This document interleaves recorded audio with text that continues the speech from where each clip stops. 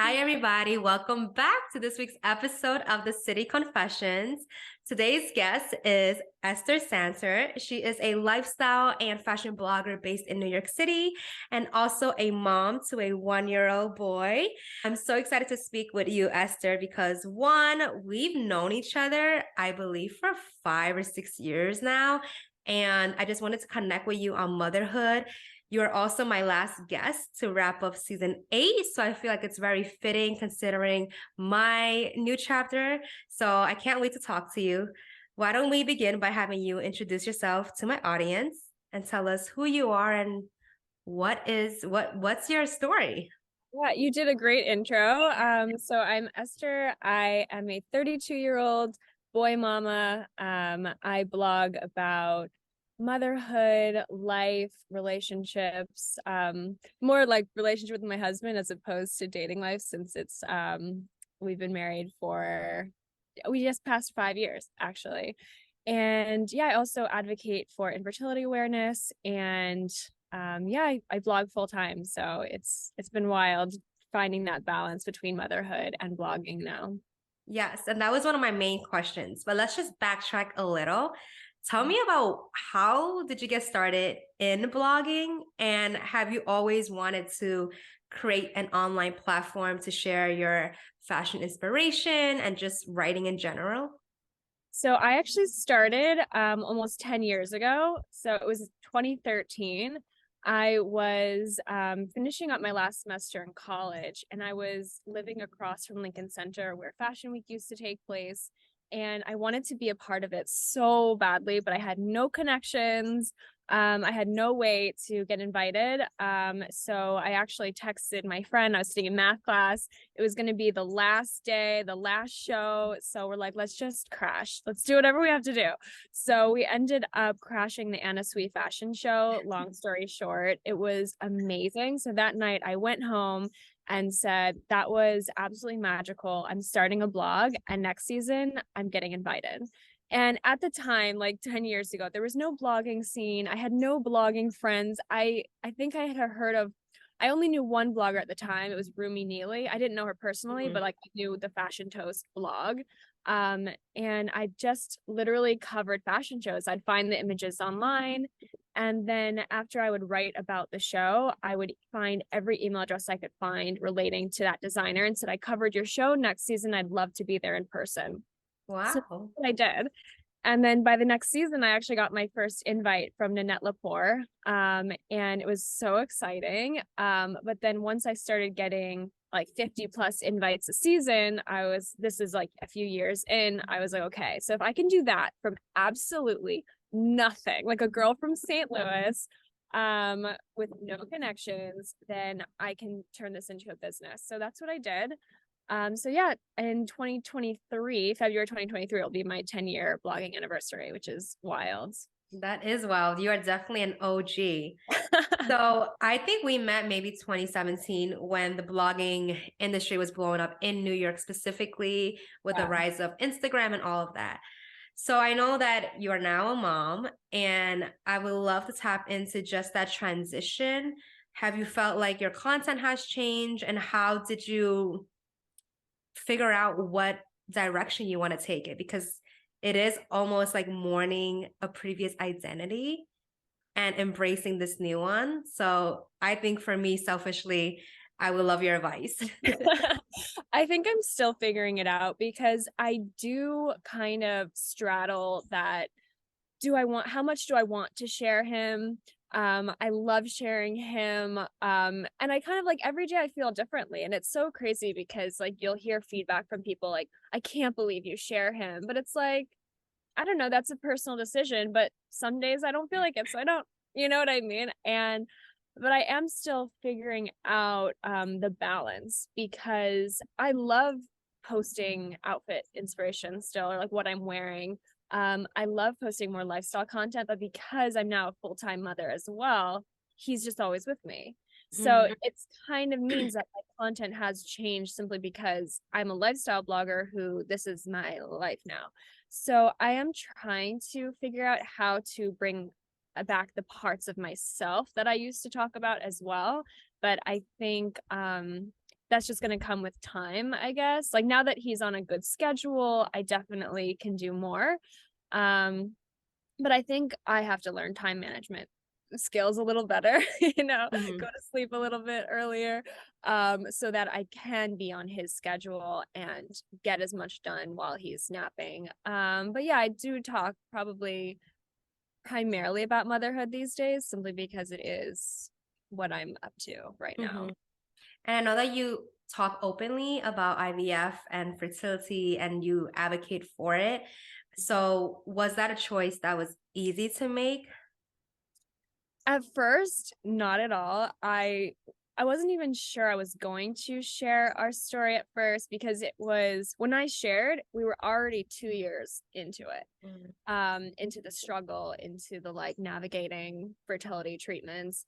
And then once I started the IVF process, I was like, okay, I'm like, I don't know if it's going to work or not, because it's really like up in the air, but I was like, when I would follow people for emotional support, or just, I don't know, like getting, just feeling not alone, by finding other people on the internet talking about it.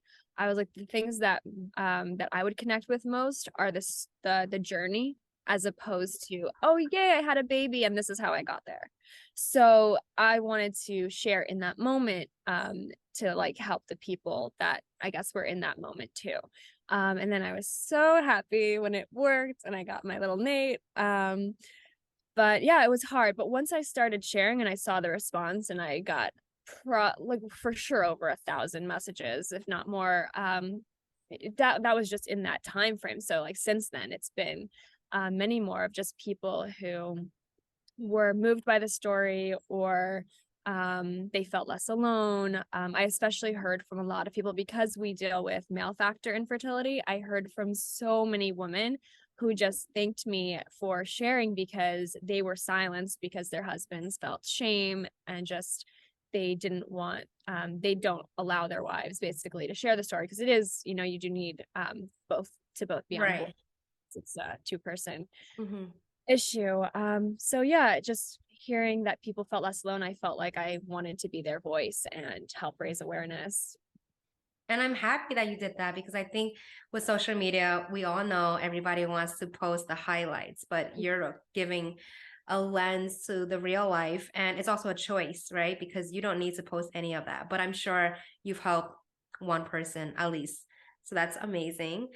What has been the biggest challenge about motherhood? And what is, like, piggying back off of that question, what is the one or two things that surprise you the most?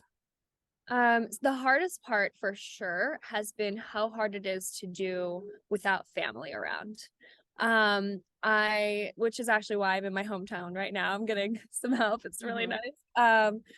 But yeah, it's really hard. Like I don't have siblings nearby. I don't I have some cousins and aunts and uncles, but they're like Jersey, nobody like super like close by that I could Mhm. just be like, "Hey, can I run to the doctor and like you just watch Nate for an hour?" There I don't have that support system. So when people say it takes a village, like it really does, but I'm still trying to find mine. And I do have some amazing friends who like have really like stepped up and help out, but it like yeah, the support system is definitely hard. I think the things that surprised me most, how much I love breastfeeding. Like I went in so open. Like Mhm. I spoke to so many people, like half of them said it's horrible. I went on formula right away, don't feel the guilt. And other Mhm. people were like, oh, it's amazing. And I was like, I don't know how I'm gonna feel about it. Turns out I love it. Thankfully, it was easy for us. He latched right away, and I'm still nursing and I love it. And it's like, it's very just, like he'll never cuddle with me otherwise, it's like hard Mhm. because he's so active. So yeah, it's just like those special moments. I was very surprised. What else? I think just how much work it is. I don't think, even with so many nieces and nephews, I didn't realize just how time consuming it is from morning till night. And oh, I guess two biggest surprises. Okay, so one, how many blowouts? I did not realize that like babies just have blowouts all day and it gets all over their clothes and it's gross. And, I wasn't expecting that. I thought it just stays in the diaper and, moving on. But yeah, so there's that. And the second thing, I was not prepared for how hard it is to like meal plan for babies. Mm. Because I feel like I spend most of my day figuring out what I'm feeding him next. So that's definitely been a challenge. So are you exclusively breastfeeding? So I am. And now that he's one, like we're gonna figure out when we're going to stop and move to just milk. But yeah, I am. But that again, like I went in open-minded and it just worked for us. No, I have the same mentality as you. I mean, I'm open to breastfeeding, and I think that's I don't want to say goal, but I guess my focus. But if it doesn't work, I'm also not going to beat myself because, as we all know, every baby is different. And going back to your first point, it was actually interesting that you mentioned about your friends, helping out. Yeah. So I had this conversation with my sister actually, and because she gave birth in August. So our babies are going to be 6 months apart. But she was telling me how going through this new chapter, a new identity, you have a newfound perspective for life, one, and two, relationship dynamics, not with your husband, but with your friends who are not moms. Have you seen that? And have you kind of accepted the fact that, maybe you guys are not on the same page and same phase in life anymore and have adopted new friendships who are moms? Or I'm just curious to see what your insight and personal experience is on that. So it's kind of interesting because the majority of my friends prior like already had kids, and we're talking like 2 or 3 kids already. Okay. So I was the one who was like really left behind, especially going through infertility. So we ended up making new friends with couples that don't have kids, or like just like I guess pre-kids era, because we are like I'm 32, so we're like a little bit older than I guess some of our like friend group in our neighborhood.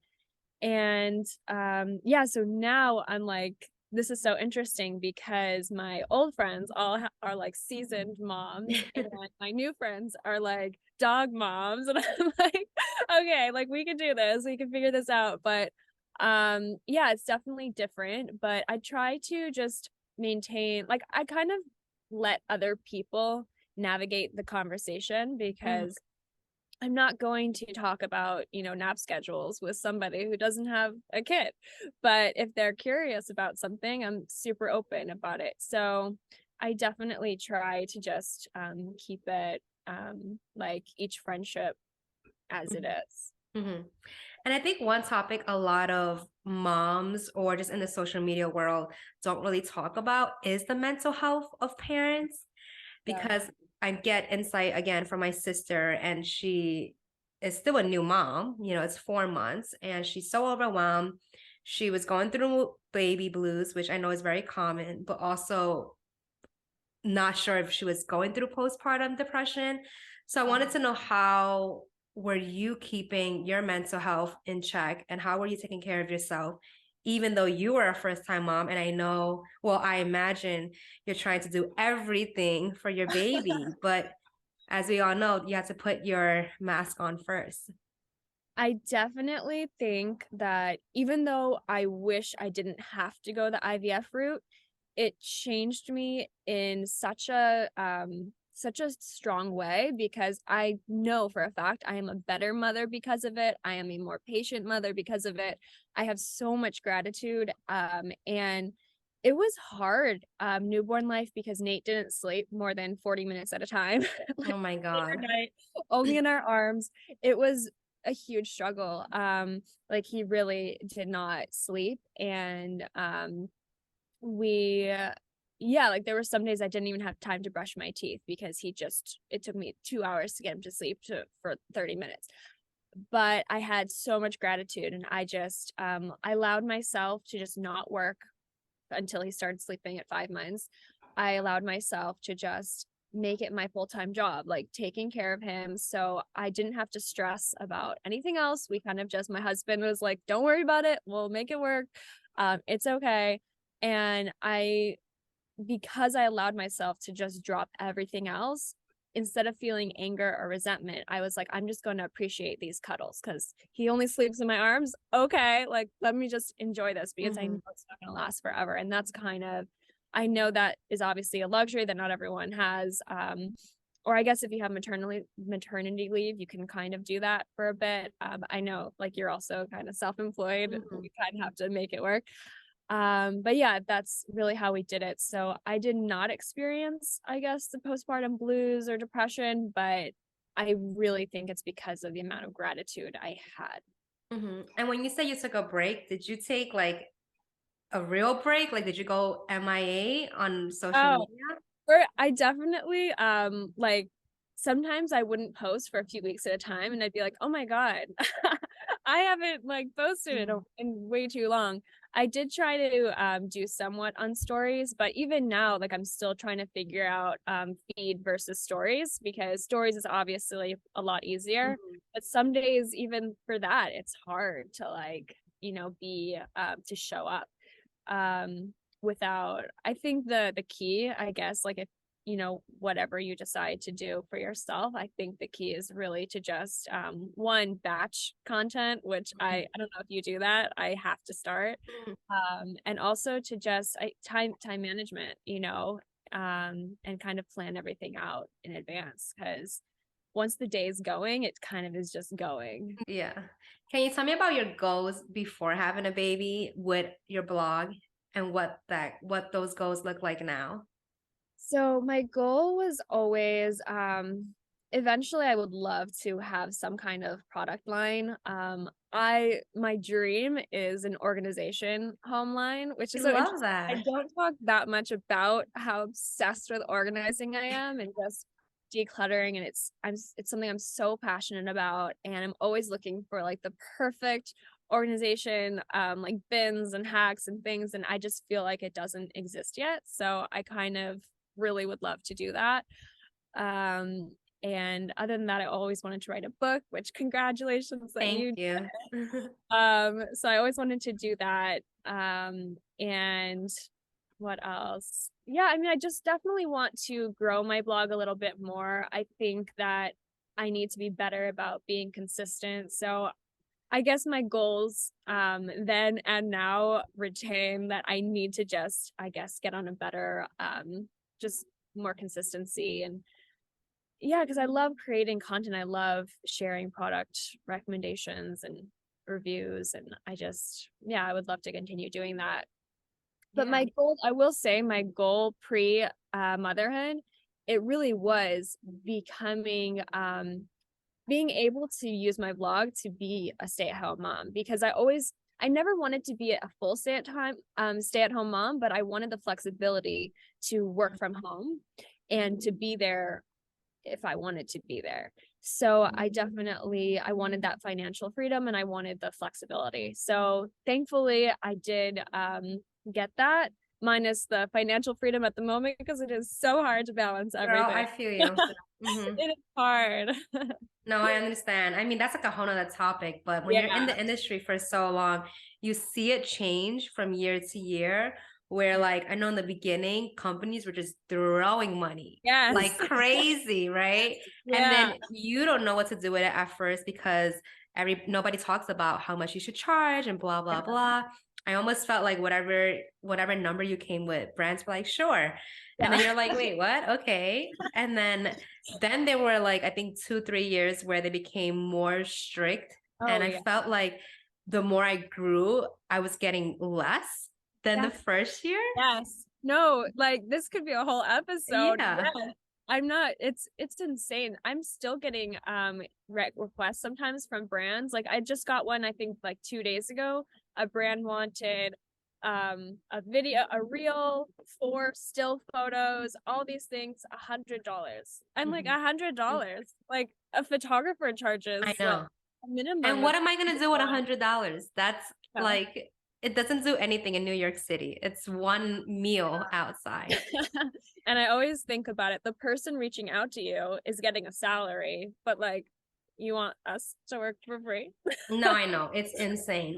So the industry has changed, and I feel like that's the struggle and the challenge for us to try to see what else can we do and not solely depend on these brand partnerships. Oh yeah. So, I mean, that's a personal fear that I have going into Things has changed everything for me. Like finally putting a focus on like selling getting sorry, I'm like featuring or reviewing products and then having people buy, obviously through my link has changed everything because I've built an audience that really trusts my opinion. It means I have to pass up on a lot of things, but I like to research and review, and so people can trust those recommendations. So wait, I didn't catch what you said. Is this on your blog or? Oh yeah, my blog for sure. Instagram stories also.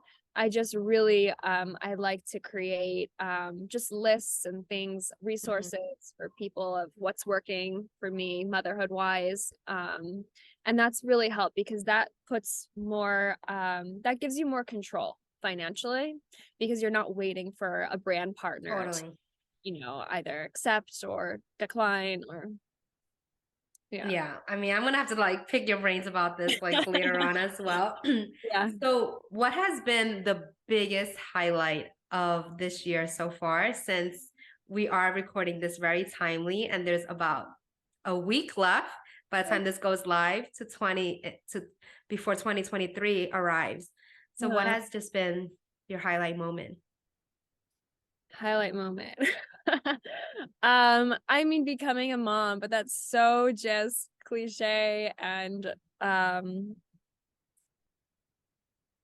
I think really just becoming a family of 3. Like there's just nothing. It was so special and it gave me really like a purpose in life. And I hate saying it like that, but I think pre-motherhood, I started to kind of just wake up and not really know like what I was doing anymore, especially not working in an office. And like, I know everyone kind of in COVID lockdowns, like I stopped going to events. I was kind of just like waking up and being like, okay, what should I do today? And I was kind of feeling almost a little lost. And now I'm like, okay, I know what I'm doing. I'm so happy when I wake up.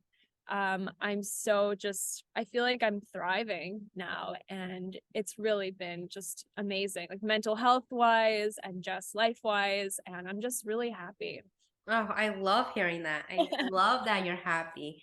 Yeah. How would you define happiness then? Oh, that's a good one. I think for me, like my mental health really is very intertwined with feeling like I have purpose and direction. So to me, that's why I'm feeling so fulfilled and happy. But I don't necessarily know how I would define it. You just know. It's like, Yeah. yeah. So my podcast is called The City Confessions, and I love wrapping this up with having you, Esther, share with everybody a confession. And this can be anything. This can be something deep and dark and more like a secret. It can be light and funny. But what is one thing that you can tell us that maybe a lot of people don't know about you? Should have prepared something. I know this is the only one that I kind of throw at people because I want it to be authentic and real. It's like, what's your confession, girl? Confessions. Oh man, I'm like going blank right now. Um, It could be like an insecurity or a misconception you think people have of you, something you do like at home that you're embarrassed about. I think like in terms of like things people are always surprised to know about me is definitely that I'm so like, one, I hate getting dressed, but two, I'm not really good at making things like I almost like Pinterest worthy, and people are always surprised. Like I would love to be that person who can set a beautiful table and make a beautiful cheese board and do all those things, but it's just not really my skill set. Maybe it could be because if I would let myself try, but I guess if you want to go deeper, I definitely think it stems from just like being, yeah, for sure, like lack confidence to trying. And I'm always like, I'm scared to start things for sure. Or like, oh, for example, like we got these blinds, like blackout blinds where we have to like cut them to Mhm. size. And it's like I almost get paralyzed with like, oh my God, what if I make a mistake? I can't cut them. So then I make my husband do it. Like I'm always like I feel that that's for sure like insecurity of like messing up and failing and Mhm. everything. And it's really hard because in New York, you have to take risks. You have to get out there. You have to do things. And I feel like at the beginning of my career, that's all I was doing. I was constantly putting myself out there. But I think that over the years, like as we kind of were touching on before, it's like it got harder. The competition got fierce. And I started to just feel like it didn't matter how big of a partnership I landed in January, in February, I could get like nothing. Oh, I know. So it really started to mess with me, Mhm. like emotionally, and just, it made me really consider like, am I in the right career? And I think that was really that's been something I've been for sure dealing with, just trying to figure that out. And I think that's also something that people find surprising because they'll look at your follower account, they'll look at past partnerships, and they'll be like, you're killing it. But it's like, yeah, I was killing it last month, but like it has nothing to do with next month. So Mhm. No, I yeah, it kind totally of relate. Yeah, but taking that concept or dilemma and actually like expanding it, because when I was hearing you speak, I was thinking about just kids versus adults. Like when yeah. you're a kid, you have almost no fears, so Yeah. much excitement, so much curiosity. You just want to take on the world. And like when you're in college, you're kind of experimenting. Yeah. And then I feel like you hit the real world. Then you get in touch with society, people from your company or whatever the case is. And then you get fed these information that's not true. And then you Yeah. become scared. So I think it's like really interesting to see how we're almost born with all this freedom and So just fearlessness. we have to And get then we back. grow older and we're like so scared. So it's a good, I guess, reminder for people watching and listening that when the new year comes, to try to channel your alter ego and just be fearless, because I think beautiful things happen on the other side of fear. Yeah. So yeah, I have a New York City fire round of questions that I always do. So it's just 5 questions I'm going to ask you, and you answer it with the first word or phrase that comes into your mind. Uh-huh. If you can describe New York City in one word, what would it be? Energy. What's your favorite thing about the city? The lights on Christmas. That's literally the I first love that. Me thing. too. I'm What's your so least favorite thing? the smells. What's your go-to spot? Lingerie. And if you can thank New York City for one thing, what would it be? Bringing me opportunities. I want to take a moment now to just thank you so much for being on my podcast. I think this episode was great. It had a lot of information ranging from motherhood to blogging to social media, just like real world talk. And now it is your chance to plug away. I will have all of your information in the show notes, but are you working on anything special for the new year that you want to reveal, or what do you want to tease? Well, first of all, thanks so much for having me. It's so good to catch up with you, like first and foremost. But I'm definitely my goal is to create more lists. I have a master newborn list. That's my most popular post to date.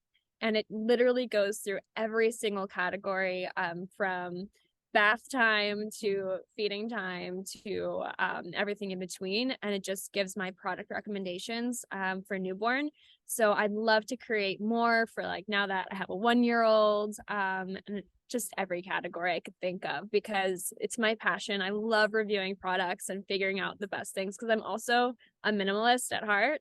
So I'm very, very conscientious of what I bring into my space. And that's just something that's also just important to me.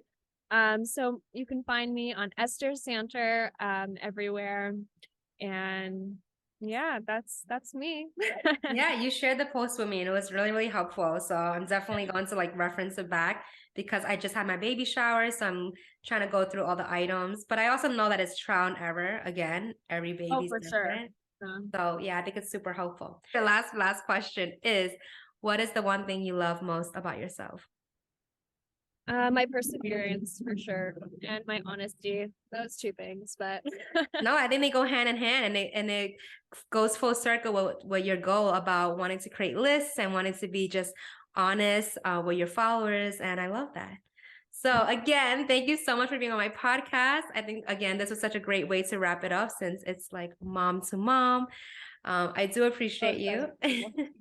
Yeah, and for those listening, thank you so much. Make sure you share this with a friend, follow Esther, and then stay tuned for next week's episode, which will be the last one of 2022. And it will be a solo episode just with life updates and what you can expect from me personally in the next year. All right. Thank you, Esther.